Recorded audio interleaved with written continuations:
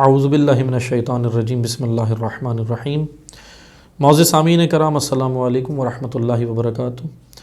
آپ کی خدمت میں ہم حاضر ہوئے ہیں۔ گزشتہ جو ہم نے گفتگو کا آغاز کیا تھا گزشتہ سیشن کے اندر کے جس میں ہم نے جناب سیدہ سلام اللہ علیہا کے خطبہ فدق کے حوالے سے آپ کی خدمت میں چند چیزیں پیش کی تھیں۔ اس میں مختصر سا 2 جملوں میں اس خطبے پچھلی گفتگو کا حوالہ دوں گا تاکہ آپ لوگ پچھلی گفتگو بھی سنیں اور اس سے بھی استفادہ کریں۔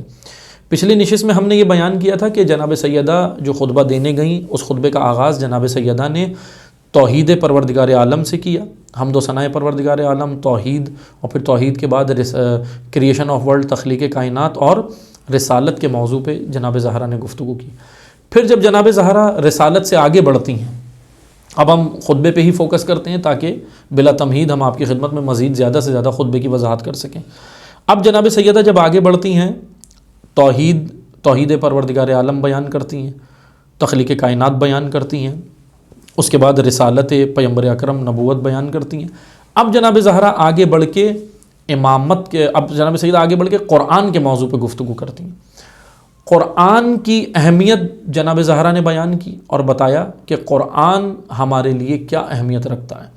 میں گزشتہ نشست میں بھی کہہ چکا ہوں، یہاں بھی آپ کی خدمت میں کہوں گا کہ دیکھیں یہ خطبہ صرف 11 ہجری کے لوگوں کے لیے نہیں دیا بی بی نے، صرف وہیں تک محدود نہیں ہے، یہ تمام عالمین کے تمام آنے والے تمام انسانوں کے لیے تا قیامت آنے والے ہر ایک انسان کے لیے ہدایت ہے یہ خطبہ، اور اس خطبے کو ہم اپنی زندگیوں میں شامل کریں تاکہ ہمیں پتہ چلے کیا خوبصورت وضاحت جناب زہرا نے تخلیق کائنات کی ہے۔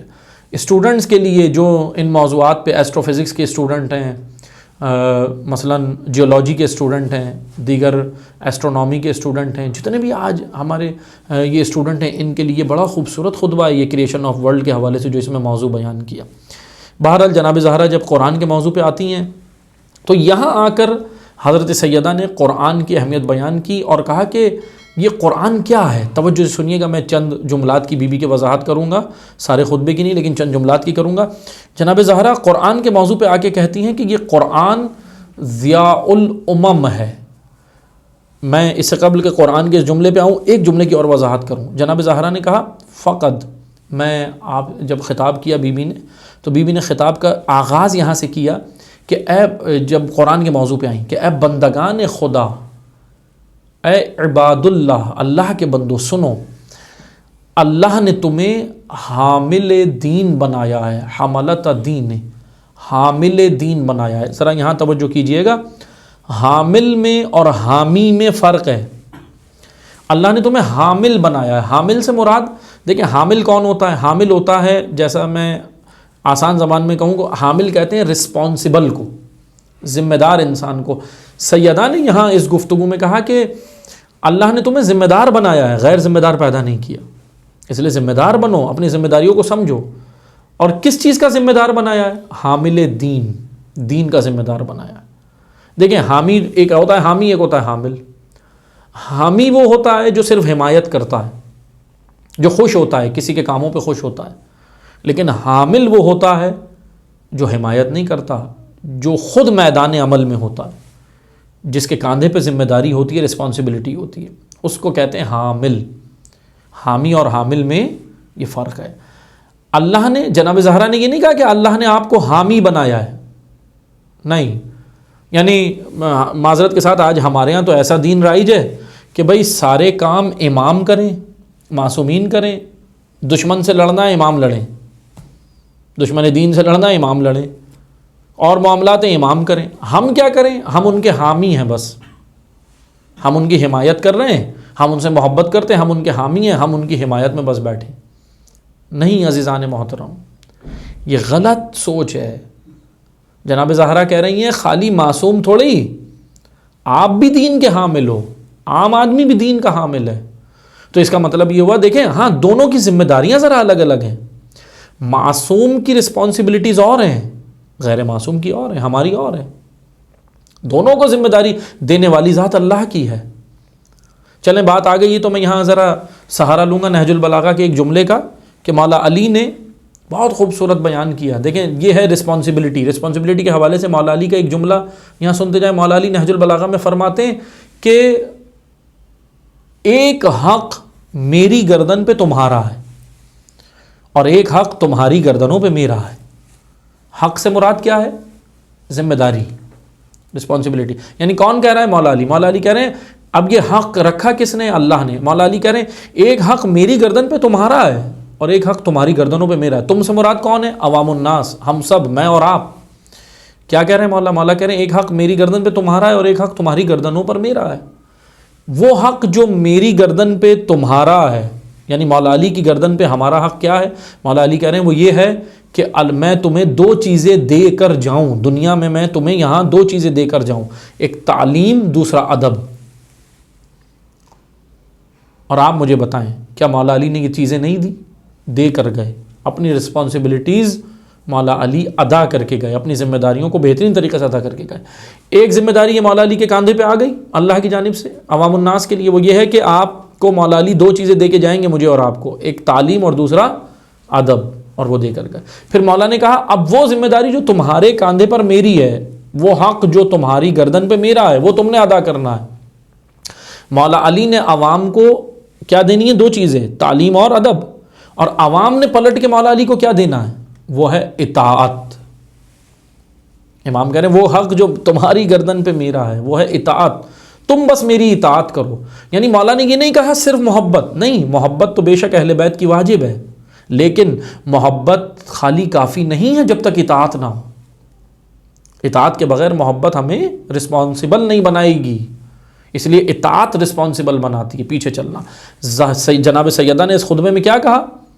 حملت دینہ ووحیہ. آگے ایک اور جملہ ہے، حملت دینہ ووحیہ وامناء اللہ علی انفسکم. یہ ہے خوبصورت جملے. بی بی نے کہا تمہیں اللہ نے دین کا حامل بنایا ہے اور وہی پروردگار عالم کا حامل، یعنی جو وہی رسول پہ آتی تھی، جو پیغام وہ دے کر گئے ہیں، اس کے حامل ہو تم. جو پیغام تم تک پہنچائے وہ پیغام آگے امتوں تک پہنچاؤ، لوگوں تک پہنچاؤ، یعنی تبلیغ اسلام کرو، لوگوں کی اصلاح کرو. یہ تمہیں ذمہ داری دی اللہ نے. پھر جناب زہرا نے کیا کہا؟ وحملت دینہ ونحیہ. کیا کہا جناب زہرا نے؟ کہ تمہیں اللہ نے دین کا حامل بنایا ہے اور امر بالمعروف و نہی عن المنکر کا پرچم لے کر میدان میں ہو، یعنی لوگوں کی اصلاح کرو، برائی سے انہیں روکو. پھر جناب سیدہ نے کہا وَأُمَنَاءُ اللَّهِ عَلَىٰ أَنفُسِكُمْ. جناب زہرا کہہ رہی ہیں کہ تم اپنے نفسوں پر، اپنے نفوس پر، اپنے وجود پر اللہ کی جانب سے اپنے نفس پر امین ہو. یعنی یہ نفس، یہ وجود اللہ نے تمہیں امانت کے طور پہ دیا ہے، اس وجود کو تم نے واپس لوٹانا ہے اللہ کو. لیکن اس وجود کے ساتھ خیانت نہیں کرنا، اپنے کردار کے ساتھ خیانت نہیں کرنا. جیسا پاکیزہ وجود اللہ نے تمہیں عطا کیا تھا ویسے ہی پاکیزہ اسے لوٹاؤ. امناء اللہ، دین کے امین بنو، اپنے نفس کے امین بنو، یہ کہا جا رہا ہے ہمیں. بس عزیزان محترم توجہ سنیے گا. یہاں جناب زہرا پھر آگے بڑھتی ہیں، یہاں تک آئیں، یہاں آگے کہا کہ تم دین کے ذمہ دار ہو، اب تمہیں دین کی ذمہ داریاں ملی ہیں. پھر جناب زہرا آگے بڑھ کے کہتی ہیں، پھر آتی ہیں اب قرآن کے موضوع پہ اور کہتی ہیں یہ قرآن کیا ہے. توجہ سے سنیے گا. قرآن کی ایسی تعریف، ایسی خوبصورت تشریح شاید ہی کسی نے کی ہو، آج تک نہیں کی. بی بی نے کہا کہ یہ قرآن ضیاء اللامع ہے. ضیاء اللامع، توجہ سنیں میں وضاحت کروں. ضیاء نور کی اس کرن کو کہتے ہیں ضیاء. لفظ اردو میں بھی یہ لفظ استعمال ہوتا ہے ضیاء، ضاد کے ساتھ ضیاء. ضیاء عربی زبان میں اس نور کو کہتے ہیں جو نور اپنے ساتھ بشارت و ہدایت بھی لے کر آتا ہے. ایک ہوتا ہے صرف نور، صرف روشنی، لیکن وہ روشنی ہمیں کچھ بتا نہیں رہی ہوتی. لیکن ایک روشنی ایسی ہوتی ہے کہ جس کے اندر ہمیں منزل کا پتہ بھی چل رہا ہوتا ہے. پتہ بھی چل رہا ہوتا ہے کہ بھئی یہ نور، یہ روشنی آپ کو منزل دکھا رہی ہے. ایسا نور، ایسی روشنی جو آپ کو منزل کا پتہ دے، وہاں تک پہنچا دے جہاں آپ نے جانا ہے، اس کو کہتے ہیں ضیاء عربی زبان میں. جناب زہرا کہہ رہی ہیں یہ قرآن ضیاء اللامع ہے، یعنی یہ قرآن ایک ایسا نور ہے جس نے قرآن کو امام بنا لیا وہ نجات پا گیا، اور جس نے قرآن کو چھوڑ دیا وہ ذلیل و رسوا ہو گیا. ایسے قرآن کی جانب آئیں عزیزان محترم، آ کر دیکھیں یہ قرآن ہے وہ کتاب جو ہمیں اس عصر میں جینا سکھائے گی۔ جناب سیدہ نے قرآن کی تعریف کی۔ آج آپ دیکھ لیں قرآن کے موضوع پہ بات آ گئی ہے تو سنتے چلیں، آج اسی قرآن سے ترقی کر کے دنیا کہاں پہنچ گئی، کہاں پہنچی ہے؟ چلیں میں آپ کو بتا دیتا ہوں، بات آ گئی ہے۔ کیونکہ دیکھیں قرآن کریم میں اللہ تعالیٰ نے یہ شرط نہیں رکھی کہ بھائی کلمہ گو ہوگا تو اس کو میں یہ سب نعمتیں دوں گا، دوسرے کو نہیں دوں گا، نہیں۔ خدا نے کہا اول الالباب، صاحبان عقل، صاحبان اول الالباب، جو سوچتے ہیں، جو عقل رکھتے ہیں، وہ اللہ کی زمین پہ نکلیں، ریسرچ کریں، تحقیق کریں، جائیں دیکھیں، ان کے لیے قرآن میں نشانیاں موجود ہیں۔ آئیں بات یہاں تک آ گئی ہے تو میں یہاں آپ کو ایک چیز کی وضاحت کرتا چلوں کہ مثال کے طور پہ میں آپ کو ایک مثال دیتا ہوں۔ آج آپ دیکھتے ہیں کہ ایک ٹیکنالوجی ہے جو آپ کے سب کے ہاتھوں میں موجود ہے، ایک ٹیکنالوجی ایجاد ہوئی ہے، اس کو کہتے ہیں منی ایچرائزیشن۔ منی ایچرائزیشن کیا ٹیکنالوجی ہے؟ اصطلاح میں کہا جاتا ہے، ٹیکنالوجی کی اصطلاح میں اس ٹیکنالوجی کو کہا جاتا ہے منی ایچرائزیشن۔ منی ایچرائزیشن کیا ہے؟ منی ایچرائزیشن یہ ہے کہ بڑی پروڈکٹ کو چھوٹا کر کے پیش کرنا، بڑی پروڈکٹ کو چھوٹا کر کے پیش کرنا اور اس کے اندر سے چیزیں بھی کم نہ کرنے۔ جیسے مثال کے طور پہ آپ کے ہاتھوں میں موبائل ہیں، موبائل کی اسکرین آج کتنی چھوٹی ہے، اتنی چھوٹی سی اسکرین ہے جو آپ کی پاکٹ کے اندر، جیب کے اندر آ جاتی۔ یہ اسکرینیں جب ایجاد ہوئی تھیں، یہ جو مانیٹر، جب کمپیوٹر ایجاد ہوا تھا، مانیٹر بنے تھے، یہ اسکرینیں کیا اتنی چھوٹی تھی شروع سے؟ نہیں، بڑی بڑی تھی، ایک کمرے کے برابر ہوتی تھی، ہال کے برابر۔ آج ٹیکنالوجی نے ترقی کی اور یہ منی ایچرائزیشن کے ذریعے سے یہ اتنی چھوٹی ہو گئی کہ آپ کی جیب کے اندر آ جاتی۔ اب توجہ سنیے گا، میں نے لے کے آپ کو قرآن تک جانا ہے اور جناب سیدہ کے اس خطبے تک، اس لیے ذہن میں وہی رکھیں۔ منی ایچرائزیشن ٹیکنالوجی سے بڑی پروڈکٹ کو چھوٹا کر دیا، اور یہ ایک ٹیکنالوجی ہے، یہ ایک واقعی ایک مہارت ہے۔ ماہرین سے جب پوچھا گیا بھائی آپ نے یہ منی ایچرائزیشن ایجاد کیسے کی، یہ ٹیکنالوجی، تو ماہرین جنہوں نے کی تھی انہوں نے یہ کہا کہ ہم نے یہ ٹیکنالوجی مچھر کو دیکھ کے ایجاد کی۔ مچھر، مانسٹر، مچھر، یہ اتنا سا حشرہ جو جگہ جگہ پھر رہا ہے۔ اچھا، پھر ان سے پوچھا گیا مچھر پہ کیسے، تو انہوں نے کہا بھائی مچھر پہ ایسے کہ مچھر کو ہم نے پکڑا، مچھر کے اوپر ریسرچ کی، مچھر کی باڈی کے اندر انٹرنل اور ایکسٹرنل دونوں پارٹس کے اوپر ریسرچ کی۔ انٹرنل ایکسٹرنل یعنی اندرونی اعضاء بدن کے اور بیرونی اعضاء دونوں کے اوپر ہم نے ریسرچ کی۔ تو ماہرین نے یہ کہا کہ اللہ نے، دیکھیں اللہ کی خلقت دیکھیں، ماہرین کے بقول انہوں نے کہا کہ اللہ نے ایک مچھر کی باڈی کے اندر انٹرنل پارٹس اتنے رکھے ہیں جو ایک ہاتھی، اونٹ اور گھوڑے کے پارٹس سے زیادہ ہیں ایک مچھر میں۔ اب آپ اندازہ کریں، اس مچھر کو دیکھ کے ایک ٹیکنالوجی بنا لی منی ایچرائزیشن۔ اچھا، پھر سوال کرنے والوں نے سوال کیا ماہرین سے، کہنے لگے اچھا مچھر ذہن میں کیسے آیا؟ تو سنیں گے کیا بتا رہے ہیں ماہرین۔ ماہرین نے کہا یہ مچھر ہمارے ذہن میں نہیں آیا تھا، ہمارے سامنے گھومتا تھا، سب کچھ ہوتا تھا، ہمارے ذہن میں کبھی نہیں آیا۔ کہا جب ذہن میں آیا جب ہم نے سورہ بقرہ کی 26ویں آیت پڑھی، ان اللہ لا یستحی ان یضرب مثلا ما بعوضۃ فما فوقها۔ اللہ تعالیٰ قرآن میں کہہ رہا ہے کہ ہم کوئی مذاق نہیں کرتے، خدا کسی سے مذاق نہیں کرتا، خدا قرآن میں آپ کو مچھر کی مثال دے رہا ہے۔ اب آپ اس سے اندازہ کریں، سورہ بقرہ قرآن مجید کا دوسرا سورہ بقرہ کی 26 آیت، 26ویں آیت پڑھ کے ماہرین کے ذہن میں مچھر آیا، مچھر سے ریسرچ کی اور اس کو دیکھ کر ٹیکنالوجی ایجاد کر دی، منی ایچرائزیشن۔ قرآن میں اسی لیے اللہ تعالیٰ نے کہا صاحبان اول الالباب، صاحبان عقل کے لیے ہم نے نشانیاں رکھی ہیں، آؤ دیکھو۔ یہ ہے ضیاء اللامع جو زہرا خطبے میں کہہ رہی ہیں۔ قرآن وہ ہے جو تمہیں دنیا میں بھی نجات دے گا، آخرت میں تو دے گا ہی دے گا، آخرت میں تو ملے گا ہی ملے گا۔ دنیا میں اگر تم قرآن کا دامن تھام لو، زہرا مسلمانوں کو بتانے نکلی تھی کہ دیکھو قرآن کا دامن ایسے تھامو جیسے حق بنتا ہے، جیسے اللہ کے رسول کہہ کے گئے انی تارک فیکم الثقلین، کتاب اللہ و عطرت اہل بیت، کہ دونوں چیزوں کو دو گراں قدر چیزیں، قرآن و اہل بیت کو مضبوطی سے تھام لو، مضبوطی سے، اتنی مضبوطی سے تھامو۔ تھامنے سے مراد یہ نہیں تھی کہ ہم اہل بیت کی محبت کا دعویٰ کریں، قرآن کی محبت کا دعویٰ کریں، نہیں، تھامنے سے مراد یہ تھی کہ اس پر عمل، امپلیمنٹ، قرآن کے اور اہل بیت کے فرامین پہ امپلیمنٹ۔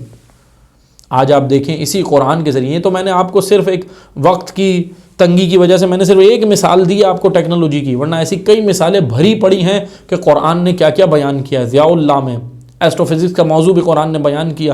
قرآن کے اندر سارے علوم ہیں جو آج یہ علوم پڑھے جا رہے ہیں دنیا میں، یہ علوم قرآن میں موجود ہیں، بشرط یہ کہ صاحبان اولی الالباب جائیں اور نجات حاصل کریں۔ زہرا نے تمام صحابہ کی بھی اور تمام انسانوں کی تا قیامت آنے والے لوگوں کی توجہ قرآن کی جانب کرائی کہ دیکھیں قرآن ضیاء اللہ میں ہے۔ پھر آگے بی بی نے ایک اور جملہ کہا وَنُورُ السَّاطِعِ، قرآن کے بارے میں ایک کہا ضیاء اللہ میں، یعنی ایک ایسی ضیاء ہے جو تمہیں راستہ دکھائے گی، ایک ایسا نور ہے، روشنی جو تمہیں راستہ دکھائے گا۔ وَنُورُ السَّاطِعِ، ایک ایسا نور ہے قرآن جو تمہارے قلوب کو، دلوں کو منور کر دے گا اللہ کے ذکر سے، تمہارے قلوب کو آمادہ کرے گا، تمہارے دلوں کو آمادہ کرے گا۔ قلوب سے مراد یہ پمپ والا دل نہیں ہے جو بدن کے اندر ہے، جسم کے اندر ہے۔ قلوب سے مراد تمہارے ذہنوں کو تیز کرے گا قرآن۔ آج معذرت کے ساتھ مسلمان محتاج ہو گئے دیگر کفار کے، وہی جا رہے ہیں آگے، وہی ریسرچ کر رہے ہیں، وہی تحقیق کر رہے ہیں، سب کچھ کر رہے ہیں۔ بنیادی وجہ کیا ہے؟ اس کی بنیادی وجہ یہ ہے کہ مسلمانوں نے سیدہ کا دامن تھاما ہی نہیں صحیح سے، جیسا حق بنتا تھا تھامنے کا۔ معذرت کے ساتھ میں حقیقت ہے اگر بیان کروں، سیدہ سے محبت کرنے والوں نے بھی شاید آج تک، مجھ جیسے لوگوں نے بھی آج تک سیدہ کا دامن ایسے نہیں تھاما جیسے تھامنا تھا۔ اگر ہم ایسے تھام لیں تو یقین جانیں کہ جناب سیدہ کا یہ ایک خطبہ ہماری نجات کے لیے کافی ہے، ایک خطبہ۔ پھر بی بی آگے بڑھی، کہا ضیاء اللہ میں وَنُورُ السَّاطِعِ، یہ قرآن نور ہے۔ نور کیسا نور ہے؟ جو تمہیں نجات دے گا۔ قرآن کی اہمیت کے بعد، قرآن کی افادیت کے بعد، قرآن کے بعد پھر بی بی آگے بڑھی اور پھر بیان کیا شرعی احکام کا فلسفہ، لاجک۔ یعنی بی بی نے یہ بیان نہیں کیا کہ نماز پڑھو تو اتنا ثواب، روزہ رکھو تو اتنا ثواب، حج کرو تو اتنا ثواب۔ اب ہاں ایک چیز یاد رکھیں، ثواب سے مراد یہ نہیں ہے، میں خدا نخواستہ ثواب کی نفی نہیں کر رہا، لیکن اتنا ضرور یاد رکھیں کہ ثواب دین کا مقصد نہیں ہے۔ ثواب ایک رغبت کے لیے، اٹریکشن کے لیے، ثواب ایک فائدہ ہے، اجر ہے، انعام ہے، لیکن دین کا ہدف لاجک، جو جناب سیدہ نے اس خطبے کے اندر ایک لاجک بیان کی ہے، ایک حکمت بیان کی۔ بی بی نے کہا قرآن نماز اس لیے ہے تاکہ تمہارے وجود سے تکبر کا خاتمہ کرے، روزہ اس لیے ہے تاکہ تمہارے اندر خلوص پیدا کرے، تمہارے اندر تقوی پیدا کرے، حج اس لیے ہے تاکہ امت اسلامیہ آپس میں جڑ جائے، تفرقہ بازی نہ کرے امت اسلامیہ، وحدت و اتحاد۔ حج امت اسلامیہ کے اتحاد کے لیے، زکوٰۃ تمہاری معیشت کی مضبوطی کے لیے ہے، تمہارا اکنامیکل سسٹم ہے زکوٰۃ۔ یہ بی بی بیان کر رہی ہیں خطبے کے اندر۔ سیدہ، میں آسان زبان میں کہوں، توجہ سنیے گا، آج کون سا ایسا ملک ہے جس کی معیشت اچھی ہے؟ کسی کی اچھی نہیں ہے، سب رو رہے ہیں۔ آپ جو دیکھتے ہیں نا یورپ کے اندر ترقی یافتہ ملک اور یا وہ نہیں، سب جھوٹ ہے، ڈرامہ ہے، سب رو رہے ہیں، سب رو رہے ہیں۔ اگر اکنامکس کہیں پر آپ چاہتے ہیں کہ ایک ایسا اکنامیکل سسٹم جو مسلمانوں کو نجات دے، تو وہ سیدہ بیان کر رہی ہیں اپنے خطبے کے اندر، وہ ہے زکوٰۃ۔ ایک اکنامیکل سسٹم ہے، مسلمانوں کا اکنامیکل سسٹم ہے۔ زکوٰۃ کس لیے رکھی خدا نے؟ تاکہ ایک مسلمانوں کی معیشت مضبوط ہو، کوئی فقیر نہ رہے، فقیر نہ رہے۔ جناب زہرا اس خطبے کے اندر یہ لاجک بیان کر رہی ہیں۔ پھر جناب سیدہ آگے بڑھی، احکام شرعیہ کا فلسفہ بیان کر رہی ہیں، نماز کیوں ہے، روزہ کیوں ہے، حج کیوں ہے، زکوٰۃ کیوں ہے۔ پھر بی بی آگے بڑھی، پھر بی بی نے کہا سنو قصاص کیوں ہے؟ قصاص یعنی کسی کا خون کے بدلے خون، آنکھ کے بدلے آنکھ، ناک کے بدلے ناک، کان کے بدلے کان۔ بعض لوگ کہتے ہیں نا بھائی اگر معاف کر دیں، ٹھیک ہے معاف کر دیں تو اچھی چیز ہے، لیکن قرآن کریم نے یہ قصاص بیان کیا۔ بی بی نے اس خطبے کے اندر قصاص کی لاجک بیان کی اور کہا کہ قصاص اس لیے ہے تاکہ مسلمانوں کا خون محفوظ ہو جائے، کیونکہ قصاص ہوگا تو سامنے والا بھی ذرا ظلم و بربریت میں کنٹرول رکھے گا اپنے آپ کو، کسی پہ ظلم نہیں کرے گا۔ پھر بی بی نے کہا جہاد کس لیے ہے؟ اب توجہ سنیے گا، جناب زہرا ہر ایک شرعی حکم کی، جو اللہ نے شریعت نازل کی، ہر ایک شرعی حکم کی فضیلت بیان کر رہی ہیں اور لاجک بیان کر رہی ہیں۔ پھر بی بی نے کہا جہاد اس لیے ہے تاکہ اسلام سربلند ہو جائے، اسلام کا پرچم دنیا کے اندر لہرایا جائے، کیونکہ اسلام کا پرچم لہرایا جائے گا تو یقیناً حق غالب آئے گا، حق کا غلبہ ہوگا اور باطل مٹ جائے گا۔ احکام شرعیہ کا فلسفہ جناب زہرا نے پھر کہا امر بالمعروف و نہی عن المنکر کس لیے ہے؟ احکام شرعیہ. پھر بیوی نے کہا امر بالمعروف و نہی عن المنکر اس لیے ہے تاکہ تمہارے معاشروں کے اندر فساد برپا نہ ہو، بے راہ روی کا شکار نہ ہو جائیں معاشرے، فحاشی کا شکار نہ ہو جائیں، عریانیت کا شکار نہ ہو جائیں. آپ مجھے بتائیں، آج ہم جناب زہرا کا خطبہ سن رہے ہیں، ہمارے معاشرے میں امر بالمعروف ہے، نہی عن المنکر ہے؟ نہیں ہے. تو عہد کریں سیدہ سے، سیدہ کے ان ایام میں بی سے عہد کریں کہ ہم امر بالمعروف و نہی عن المنکر کا پرچم خود بھی اٹھائیں گے، دنیا میں لہرائیں گے، اپنے معاشرے میں لہرائیں گے. کیونکہ ہر ایک کا فریضہ ہے، جیسا میں نے ابھی خطبے میں بیان کیا بیوی کہہ رہی ہیں سب کا فریضہ ہے. احکام شرعیہ کے بعد بیوی نے اب موضوع شروع کیا امامت کا، اور انشاءاللہ وہ پھر ہم اگلے سیشن میں بیان کریں گے. والسلام علیکم ورحمۃ اللہ وبرکاتہ.